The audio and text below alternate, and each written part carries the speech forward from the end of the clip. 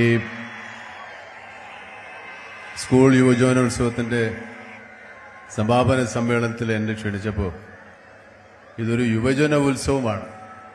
എന്നെപ്പോലെയുള്ള ഒരാൾക്ക് ഈ യുവജനങ്ങളിൽ എന്ത് കാര്യമെന്ന് ഞാൻ ആലോചിച്ചു. മിനിസ്റ്റർ നിർബന്ധിച്ച് പറഞ്ഞു, നിങ്ങളാണ് ഈ പരിപാടിക്ക് പറ്റിയ യോഗ്യനായ ആള്. അതിന് അദ്ദേഹം കണ്ടുപിടിച്ചത് ഞാനിപ്പോഴും യുവാവാണെന്നുള്ളതാണ്.